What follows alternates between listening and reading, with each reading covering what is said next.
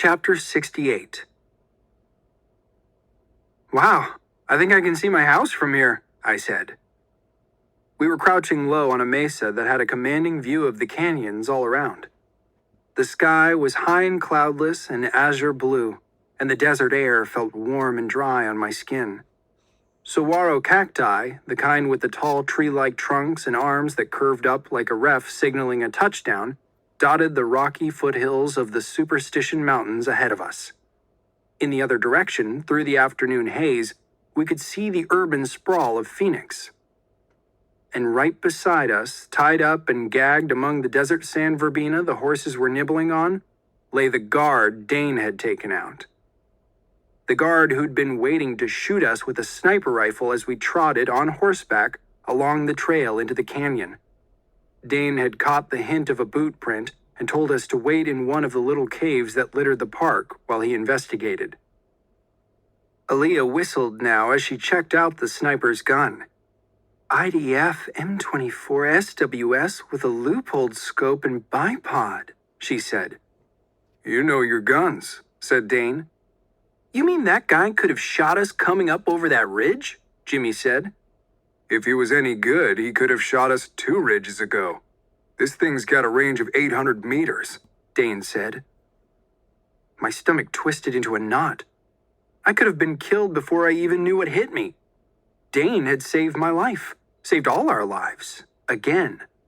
But the sniper even being here meant there was a good chance that Darius and Haidar Ansari might really be hiding out somewhere in the park. The rest of the guard's gear sat on a dusty woven blanket spread out on top of the ridge. A pair of binoculars, a canteen, a walkie-talkie, and 2 long duffel bags. Aaliyah unzipped one of the bags. Oh, he's got an Israeli-made 9mm submachine gun, Aaliyah said, pulling out the gun. It was a small black Uzi, the kind of compact, single-hand machine gun bad guys are always using in movies and on TV. There's more ammo in here, too, Aaliyah said. Take it, and the gun both, Dane said.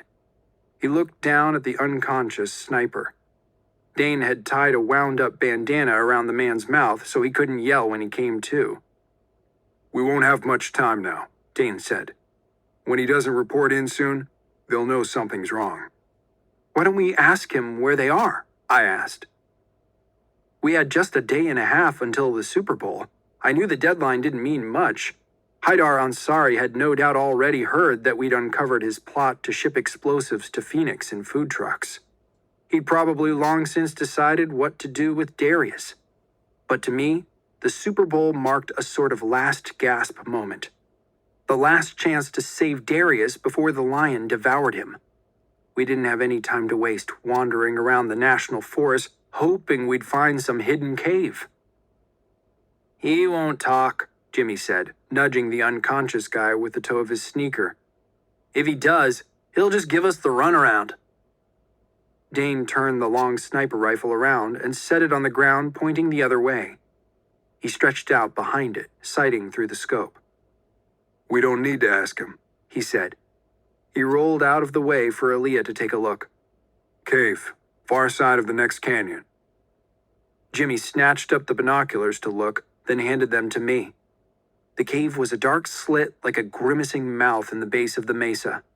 There were no people in sight, but with a little focus, I could make out tire tracks in the dirt around it. ATV tracks.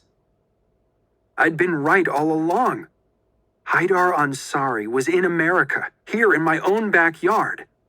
And if Darius was still alive, he was right there inside that cave with him.